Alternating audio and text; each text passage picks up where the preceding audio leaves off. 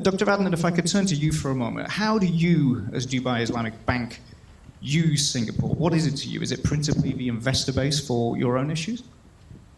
Bismillah ar-Rahman ar-Rahim. Assalamu alaikum. Good morning, ladies and gentlemen. I think I want to give a different perspective, Chris, if I may, and just be the bad guy here and throw a spanner in the wheels. I think if I hear my fellow panelists, everybody is talking about Singapore having the potential of tapping Islamic wealth, Islamic liquidity, Islamic financial markets, and so on and so forth. What is heartening to see is that major global centers around the world claim to do the same thing. Malaysia obviously claims to be the global leader in Islamic finance for obvious reasons that it has had a head start. London, given that it's a very stable financial center, wants to become the global hub of Islamic finance. Dubai, where it's geographically located and its population demographics around a 4-5 hour radius, wants to become the Islamic hub of, or the hub of Islamic global economy.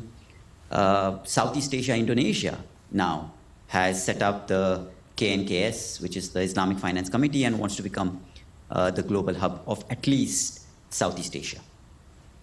So each and every one of these centers are at a different stage of the spectrum. Singapore, in my opinion, has really not capitalized on what it should have, given the strength of its financial system. Singapore started way back in 2005. We saw a full-fledged Islamic bank set up in Singapore, but for unfortunate reasons, had to pull a plug on its operations. Mary just mentioned that Singapore has not, given its stability in the financial markets, has not issued a sovereign sukuk. Whereas other countries that are probably not as sophisticated as Singapore is, have already come and tapped the markets. And these countries do not come and tap the markets for Islamic liquidity. They come and they want to show the market that they have the potential to become an Islamic hub. From where I sit in Dubai, when we were looking at expanding our operations within Far East Asia, we were contemplating between Malaysia and Indonesia.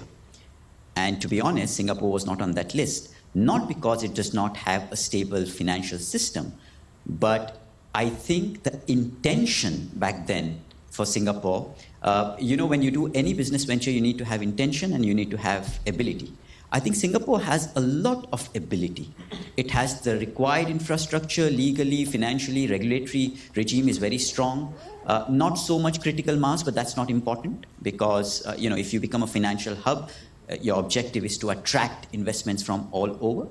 So I think while it has a skilled workforce, a good education system, a stable tax regime, it did not have the intention, in my opinion, of really tapping that Islamic wealth, Islamic liquidity, given its strength in the financial markets and given where it was at that point in time. So I think the purpose of a panel like this today is to wake everyone up and to tell them that, listen, you already have a country and a system and a regime and a regulatory framework that is very strong. And I think if you really focus on Islamic finance and Islamic banking and Islamic economic parameters, I think you will very, very quickly take lead and not allow players from behind to come and overtake you. Singapore wants to become the Islamic halal hub within Southeast Asia. I think it has the potential of becoming a global player and not just an ASEAN or a Southeast Asian player. So it's heartening to see that everybody in this audience, as well as on the panel, says that Singapore has the potential. I just feel that they have not done justice to the unfair advantage they had more than anybody else within the region. So I think hopefully after today's session, maybe Singapore can take a giant stride. I hear Jeff and CGX launching the FTSE Sharia Index is great. They've made the required change in the tax regime so that, Islamic assets are not double taxed. So I think that's a step in the right direction. But given the potential that Singapore has, I think I'm surprised that we've really not tapped, the global markets Islamically.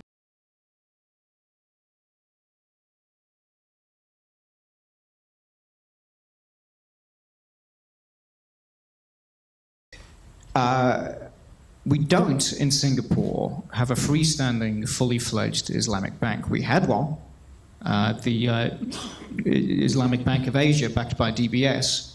But after about 7 or 8 years, in 2015, they announced that there was just not enough critical mass for it to be sustainable, and so they gradually wound it down. Now, my question is, how much does this matter? Can a place really call itself a hub for international Islamic finance if it doesn't have a fully fledged Islamic bank? Who would like to take that? Thanks. No, I agree with Dr. Bello that in order to become an Islamic financial hub, you don't necessarily need to have an Islamic bank operating. It's always good to have because then it becomes a reference point that you operate in a market which is a global financial hub. It's an Islamic financial hub, and you have one of the largest Islamic bank. So it's good to have, not must to have, nice to have. But from another perspective, I think what is also important to understand, and if you, Dr. Bello spoke about Dubai, so if you just try to compare the two markets, I think what Dubai did wonderfully well in supporting its Islamic financial system is tried to position the banks in Dubai, or UAE for that matter, slightly change their positioning vis-a-vis Islamic finance. Because gone are those days where you can bank on beliefs. You got to make the proposition appeal to everyone. And if Singapore ever thinks of setting up a full-fledged Islamic bank, I think looking at the critical mass and the population demographics and dynamics, you should not just position yourself for Muslims. I think what you need to have is you need to have a very unique proposition, and you need to compete with the big boys. You need to compete with the Standard Chartered, with the DPS, with OCBC if they are operating here, and RHB, and all of the other banks. And in order to do that, you can only do that if you have a very strong proposition that matches uniqueness, accessibility, convenience, and it satisfies all the demands that a consumer or a corporate or a sovereign would have. And that is the difference how Dubai has propelled itself in making its journey easier to becoming an Islamic hub, because it has changed its positioning in the last 5-6 years, and it is appealing to everyone. And it's good that there are banks out of the UAE that are Islamic, full-fledged Islamic. It always adds color, and it attracts more and more Islamic liquidity. You become one of the largest issuers then when you're doing a capital markets activity. You've got a good retail base. You are a part of syndications and global finance deals and so on and so forth. So yes, partly agree with Dr. Bello. Singapore necessarily does not have to have a full-fledged Islamic bank, but I think it has the required infrastructure, and it is a financial powerhouse. Let's not make a mistake.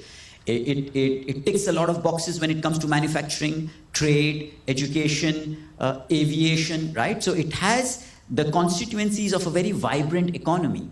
I just feel that it's just a matter of time that while Dr. Bello says that the regulator has done enough, I always feel that they can do even a little more. But private sector definitely has to come and play. And I think why some of the banks today, even the windows that are operating within Singapore, and I'm talking about a few Malaysian banks and a few other global players, are trying to tap Islamic liquidity only. They are not trying to make the proposition appeal to everyone. If we feel as an industry that we have a very strong proposition, a very strong product, and we meet all the demands, whether they are on the treasury side, on the corporate side, on the consumer side, and we have all alternatives now within the industry that can match, not just within capital markets, and we spoke about Sukuk, but within derivatives, within trading desks. So if we feel that as an industry we are very, very strong, and we have the right product variants and the constituents to make Islamic banking global, then I think we just need to change our positioning and make it appeal for everyone. You cannot go today to a millennial and tell them that, you come from a Muslim family, so you have to bank with an Islamic bank. The millennial is going to look at technology. You cannot go to a non-Muslim and say that, we are more ethical. And you can bring similarities to ESGs, and you can talk about SDGs, and you can say that we are naturally supporting all of this. Of course, an Islamic bank would naturally support SDGs for that matter, right? The 17 SDGs that are not Islamic in nature, they are global SDGs. And we talk about let's transform the world, which is the motto or the agenda of an SDG. Look at the SDGs. We're talking about alleviating poverty. An Islamic financial system talks about alleviating poverty through sadaqah and through waqf and through zakat. So it is naturally ingrained within the system itself. We talk about education. Islamic finance talks about education. We talk about inequality, financial inclusion. All of this is there. I just feel that the world is missing out on the positioning of how an Islamic bank or an Islamic financial system should be more appealing to people around the world.